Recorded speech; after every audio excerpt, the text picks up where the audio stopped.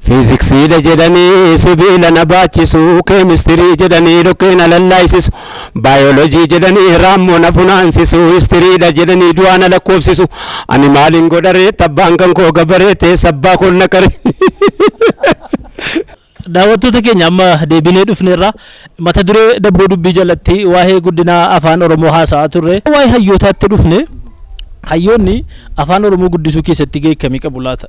Hamma ta'e gumaacha hayyootaa tuttuqaa turre. Fakkeenyaaf naannoo 1983 akka biyya keenya yookiin 91 Awurooppaatti sanaas kaasee afaan Oromoo afaan barreeffamaa akka godhu hayyoonni gahee guddaa taphataniiru. Lammaffaa afaan kun afaan miidiyaalee adda addaa fakkeenyaaf miidiyaan baname. Miidiyaan biyya keenya keessatti kan baname naannoo 1936 afaan Oromootiin Jimmatti baname ture waggaa 5f. Abbaa Joobir, Abbaa Duulaa, Abbaa Jifaar yeroo namichi asii baqatu Haile Sillaaseen baqatee achi ala ture jedhu hamman alaa deebi'utti waggaa 5f raadiyoon afaan Xaaliyaaniitii fi afaan Oromootii afaan Arabaatiin dabarsaa ture. Yeroo sana afaan Oromoo raadiyoo cabsa jedhamee tuma himamu darbaa ture didee cabsuu didee dabarfataa ture. Afaan miidiyaa achi kee raadiyoo cimtuudha shantar raadiyoo jedhamti siluma maquma addaa qabdeeyyuu silaansi shantarii turte akka naannootti amma ta'e fooyyeffamee shantar raadiyoo jedhame. Achi ka'eeti Sheekh Mahammad Rashaad Abdullee afaan Oromootiin dabarsaa turan. Hayyoonni kun immoo maal hanqisan jennaani warra afaan Ingiliffaa barate sagantuma afaan Oromoo qopheeffatee ka'ee tol bahee dhibbantaa 50-60 Ingiliffumaa haasa'aa oolee ka'ee deema. Kun maaliif ta'e jennee fa'i kumanne hayyoonni silaan kumatamu bara. Kun silaa maaliif ta'e jennee kumanne. Akkuma kana waan hafee jira amma Google Translation keessatti afaan hunduu afaan beeku hunduu jira. Afaan Oromoo qofatu hin jiru. Afaan Sumaalee jira, afaan Amaaraa jira, afaan Maalee jira, afaan Oromoo qofatu hin jiru. Isa kana eenyuun irratti hojjeta laata? Facebook lamma yoo afaan Oromootiin barreessite waa guyyaa takka ammaaliin barreessa si fakkaata. Soomni guyyaa rafaa yakka waggaa lamaa sirraa dhiqa jechuun afaan Oromootiin barreesse. Ingiliffaan jalatti naa hiikanii soomni arafaa yakka waggaa lamaa sitti ta'a jedhee naa hiikanii. Translate Google Translate. Akkasitti naa hiikanii. Akkasitti naa hiikanii. Eessa jirraa sadarkaa sooftiweerii adda addaa irratti yoo jette gaaffii guddaa sitti ta'a. Ansila kanneen amma Ustaaz Raayyaatti dabarsuu fedhe. Sheekonni afaan Oromoo guddisuu irratti maal hojjetani? Darasoonni maal hojjetani? Keessumaa kan isaan kallattii wallaallatu jira artii qabate walaloo laalchisee warri artii irratti gahee qabu. Sheekolee qofas hin jennu warra artistoota walaloo jedhan muuziqaa waan adda addaa baasan kuni maal baasani? Anamma walaloo durii makaarijatti hin qaraane quba qabdaa laataati. Afaan Oromootiin makaarijin akkasitti qopheeffame. Bakka qubeen Darasaa Muftiiti Shariika Raayyaati. Isaan hin jiran waggaa meeqa dura darban. Allah yarhamu. Nashiidaan isaanii tokko maal jedha si fakkaate? Namni uuma fedhe naannan jedhu sagalee kan kootiin. Baatiin hurufa ijaa 17 barii karaa xinxaneessee fudhatee irra gore jalqaba mormaatii Hamzaanaa wajjini walakkaa dhaabahaa Aynhaa wajjini gayngara dhumaa kaayin dabalatee qaaf biqila rabaa kaaf xinnoos butatee jiimiif shiiniif yaa'i walakkaa rabaa akkasitti naqaniiti bakka qubeen irraa bahu hunda himanii achi kaanii immoo sifaata amala isaa hunda himan. Mee isa kana irratti Ustaaz Raayyaan darasoonni Jimmaa kaatee Harariin buutee Wallaggaa kaanii asii Arsii dhaqan maal gumaachan warri walaloo maal gumaache isa kana irratti mee gahee keetti jedhee. Baroodha.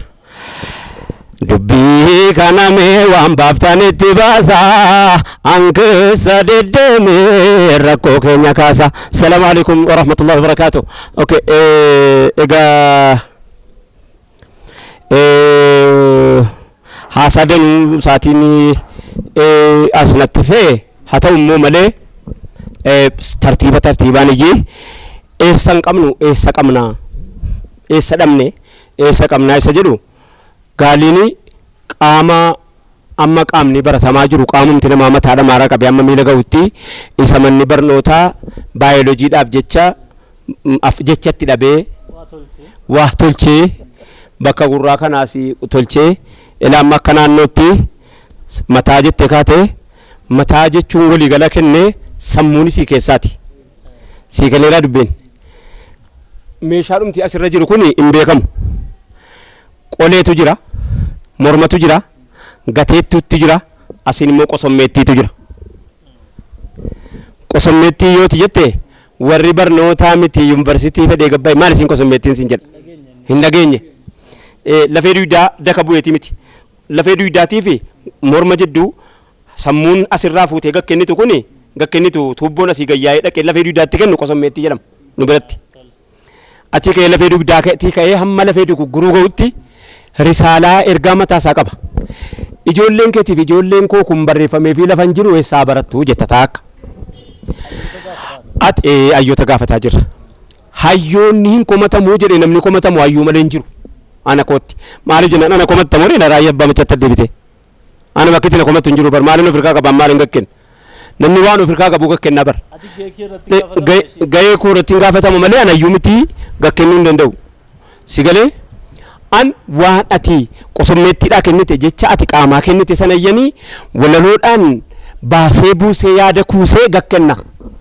Si galee wal bira qabee mi'eessee lazzaa sagalee daandii godhadhee gurra kee ittiin dhufe gurra kee keessa dhufee ani yaadni kan koo ni jalqabaa qalbii kee to'achuudha. Qalbii keetti aansee waan qalbii kan keetiin to'atte sammuutti akka itti naa kennituufani aqlii keettis na naajoma sammuu keettis na naajoma walliftuun sirbituun qalbii malee aqlii nama naajomtu. Qalbii kee qofaa naajomti qalbii namaa kana abboojitee wayyoo akkam bareedaa sirbisaa jedhama. Maaliif beektaa walliftuun qalbii kee qofaa naajomti raayyaa abbaa machaa qalbii qofaan barbaadu aqliidhaan walitti barbaada. Aqlii kees qalbii kees walitti naajomaan waan qalbiin kee fudhate aqlii keetti kenne aqliin kan kee immoo fuudhee akka inni hojiitti kugatiin fedhuuf aqlii keetis qalbii keetis walitti keessumsiisuun dirqama raayyaa abbaa machaati. Kanaafi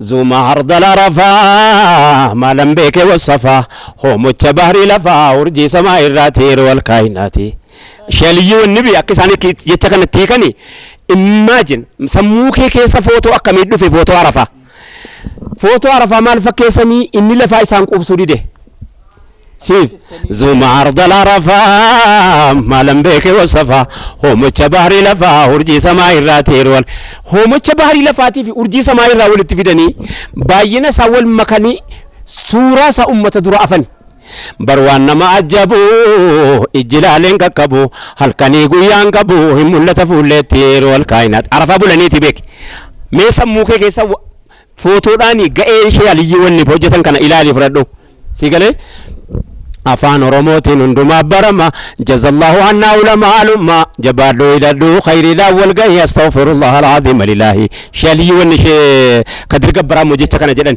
jecha kana inni isaanitti jedhani isaan dhana nama waggaa dhibbaaf mana diidamaa galuudhaa ka'e umriidhaan illee jirani jecha kana yeroo jedhanu namni afaan kana beeku afaan saati dagaagina saati jechan jedhe kun afaan oromootiin hundumaa baramaa jedhan jazallahu anna ulama alumma yeroo jettu moogaa fi keetti dhufan yaa warra na barsiifte jedha jedhan isaan yaa warra waan aqaraasifte afaan kanaan yaa warra afaan kan koo kanatti akkan afaanii akka dhuna goote galatoom jazallahu rabbiin jazaaka jannataan si bakaffalu jedhan gumaata darasaan wallaggaa dhufte harargee dhayte darasaan harargee wallaggaan dhayte darasaan wallaggaa jimmaan dhufte darasaan jimmaa wallaggaa dhayte taraashee walloo dhayte arsii dhayte baalee dhayte kuni afaan oromoo tiksuu keessatti lafee dugdaati malee akka harkaa akka bala lafee dhuma dugdaati namni lafee dugdaati malee hin jiraatu amma afaan jarri gaafa qoratan warri afaanii fiiziksii gaaf tokko nan yeni gaaf tokko yeni yuunivarsiitii kuttuu eebbisiinaan jedhan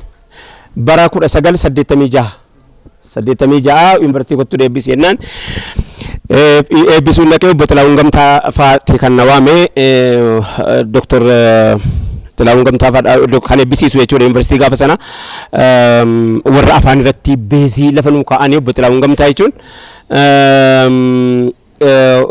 gammachuu magarsaa faadha namoota baay'ee hayyootiin nawaamee kottuu eebbisiisi jennaan hin dhaqee ani waan jarri jedhaniif hin beeku miti kana inni maal jechuun qabeenan fiiziksiidha jedhanii sibiila na baachisu keemistirii jedhanii dhokkeen alallaayisisu baayolojii jedhanii raammoo na funaansisu histiriidha jedhanii du'aa na lakkoofsisu ani maaliin godharee tabbaan kan koo gabareete sabbaa koon na qare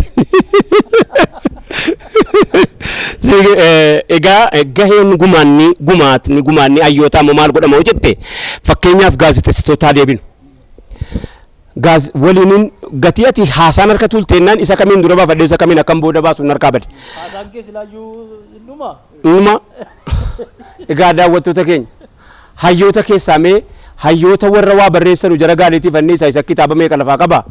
Ani immoo akka gaazexessaatti akka walalootti nan ibsa. Gaazexessoonni yeroo ammaa kana keessa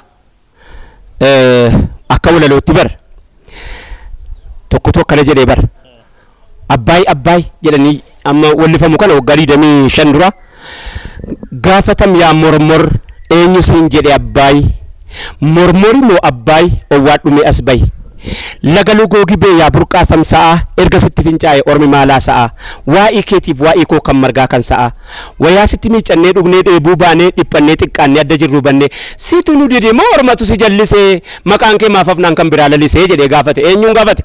Mormoriin gaafate. Abbaayyaa tadhabeetu maqaan isaa mormori. Amma mormor kuni maqaan mataa fudhatee bade nu jalaa jechuudha. Kun asitti siif agarru waa'ee afaanii haasaarta. Kaleessa dhabamuun kan kee sin dhabamsiifne dhiira waa jettee dabarsite jirti waan taateef jecha keessa barbaadde argachuun qooda keeti gumaata keeti.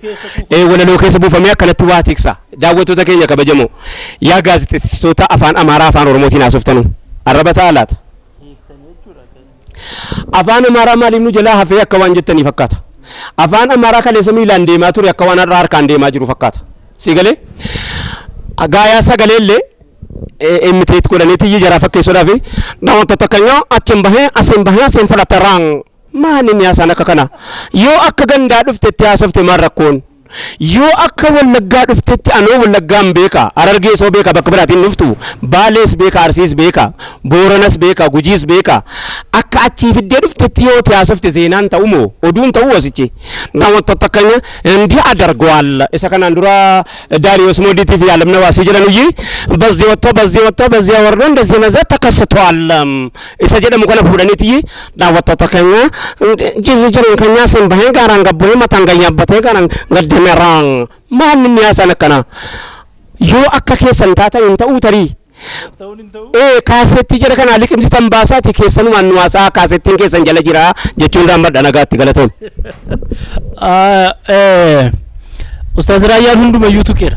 Kan hayyoota isin hambifne kan walaloo isin hambifne kan gaazexeessaa isin hambifne mee gara kee immoo kanan dhufu yeroo afaan irraa dubbannu hambaaleen afaanii murteessaadha. Fakkeenyaaf hawaasni tokko afaan isaa kanaaf maal lafa buusee deeme walaloon hambaa keessaa waan tokko akkuma kana barreeffamoonni hambaa keessaa waan tokko hambaan amma afaan Oromoo biyya kanatti baay'inaan dubbatamu qubee afaan Amaaraa yookiin afaan Arabiffaatiin afaan Oromoo barreeffame baay'inaan qubee afaan Arabaatiin warri barreessanii sheekolee hayyoota Islaamaa baay'eedha. Kibba kaasii hanga kaabaa dhihaa kaasii hanga lixaa yoo deemte namoota baay'eetu kitaabolee kumaatama barreessan. Fakkeenyaaf Sayyid Caalii gara Walloo kanarraa kitaaba bifa walalootiin bifa adda addaatiin kitaaba 100 barreessan.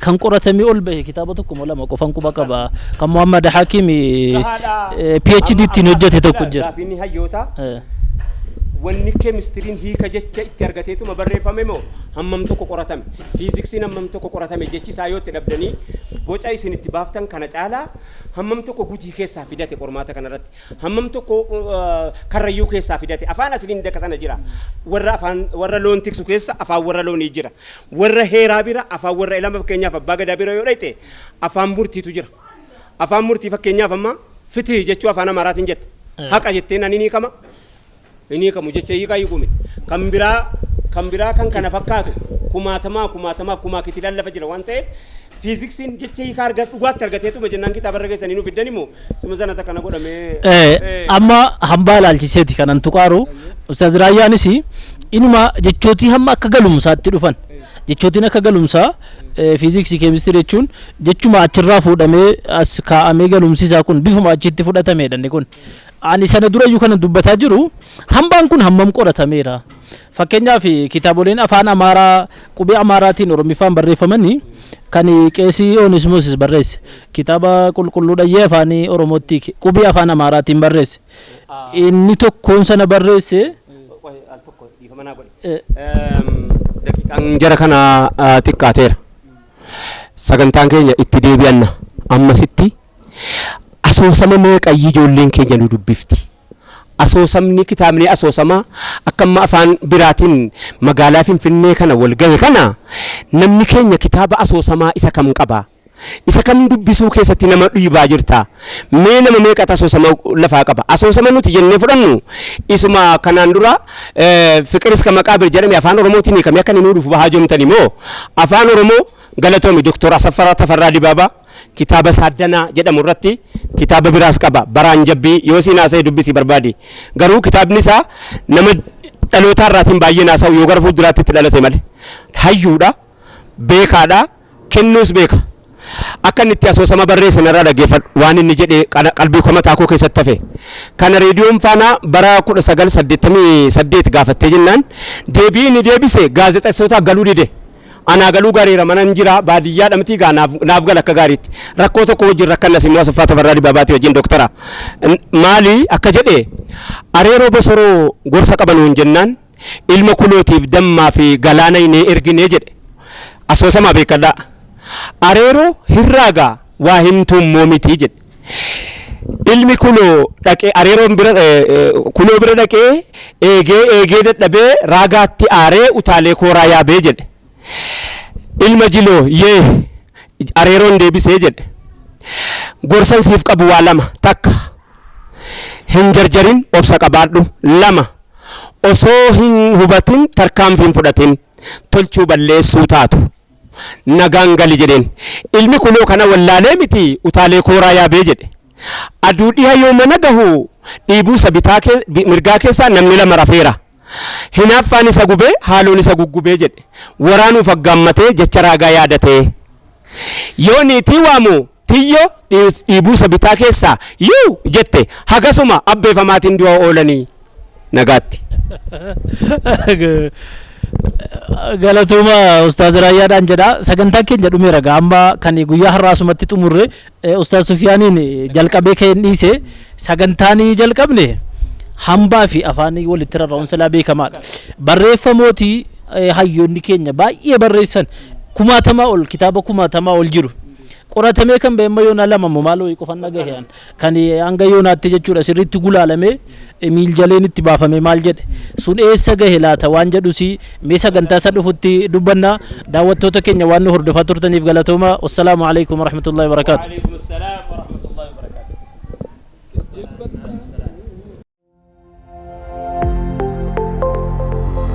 Raayyaa Abbaa Machaa.